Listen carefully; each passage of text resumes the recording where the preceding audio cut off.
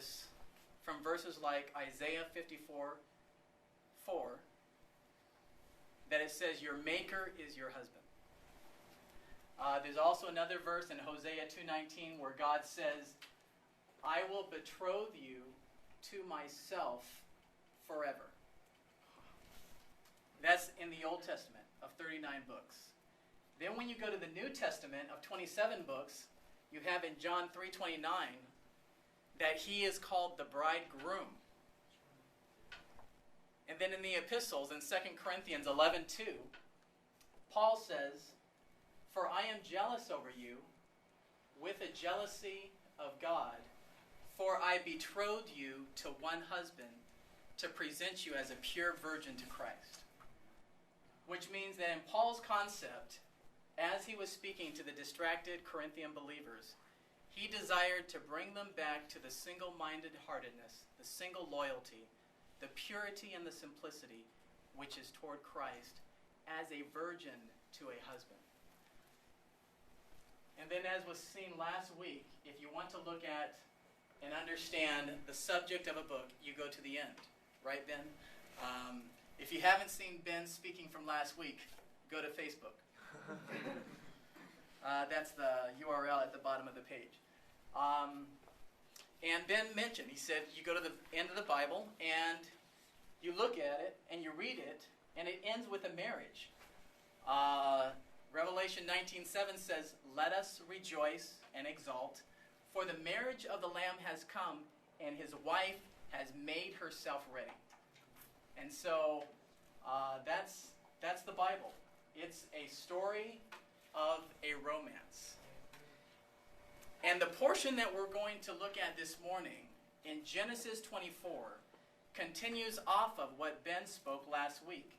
He talked about a couple and showed how the romance, the divine romance, is seen in the marriage of Adam and Eve.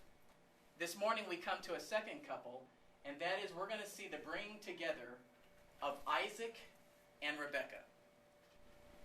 And just out of curiosity, how many have read the story of how Isaac and Rebekah came together? Just kind of raise your hands. Okay. And no problem if you haven't. The story is unique in its characteristic, especially by American standards. Because Rebekah makes the conscious choice to marry someone she's never seen. And that's what the story is about. And quite honestly, that's the story of our life.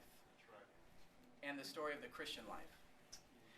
And that's why sometimes the Christian life is so frustrating. Because we're on a journey of love, a distance we don't know how far, to marry a person we've never seen. That's the Christian life. So when we read the story, you'll notice that there's four persons. It starts out with Abraham. And Abraham is a father, and in his old age, he desires that his son obtain a bride. And so he commissions his servant to go find a bride. Abraham signifies God the Father. Isaac, as we see in Galatians 3:16, signifies the unique seed, Christ the Son. And the servant signifies the Spirit. But who is the bride? Where is she from? And whoever she is, one characteristic is for sure.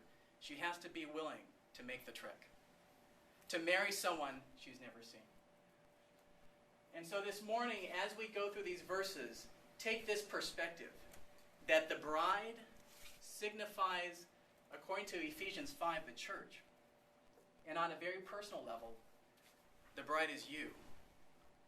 And once your life takes on the perspective that you are in the middle of a love story, with God the Father having a heart, that God the Son as the Spirit would convince you to take this journey, to marry Christ the Son.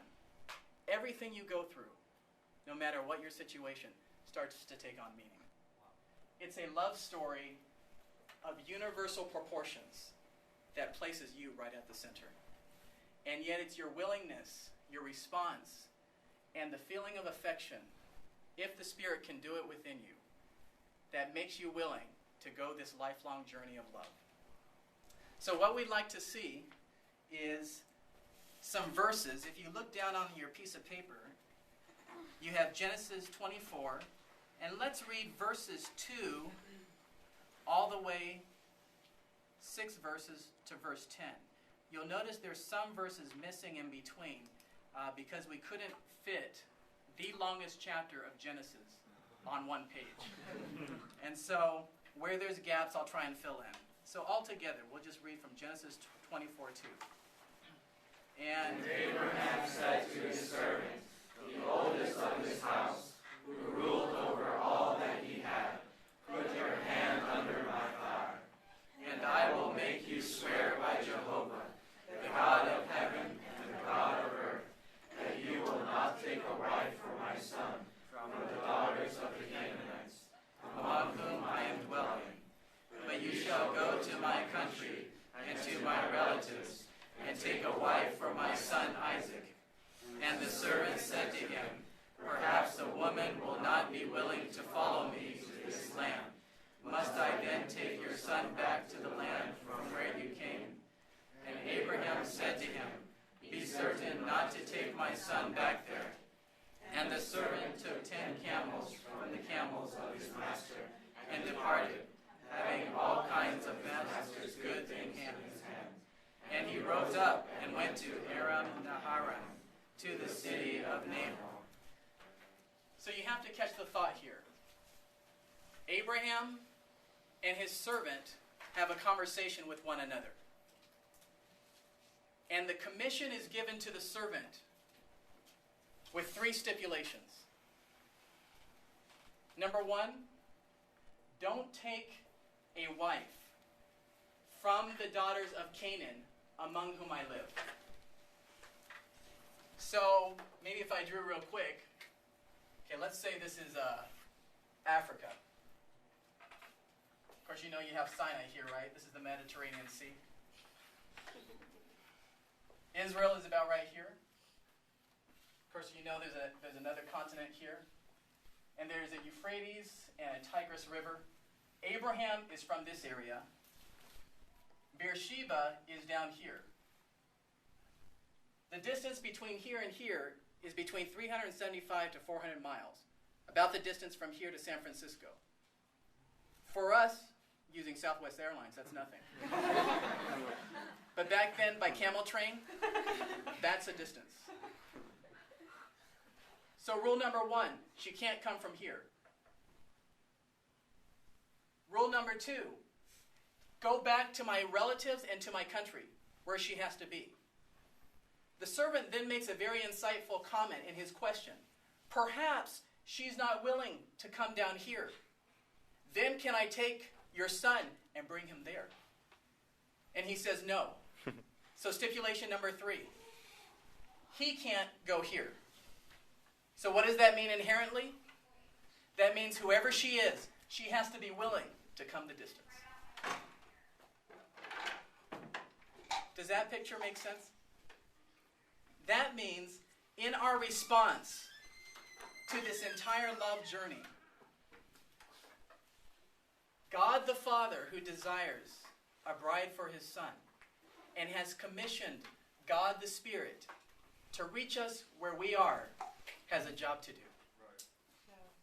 He has to convince us to make the journey. To marry someone we've never seen. She has to go with someone she's never met to a place she's probably never been and agree to marry someone she's never seen. What a job. Wow. I want to impress you the first thing, though, and that is God the Father, in his eternal purpose, desires to gain you as a bride for Christ. Amen. And the subject of the entire New Testament is that the Triune God is working on you in order to make you, as part of the human race, a bride for Christ. Once you see that, it opens up the secret of the universe and the reason for human life.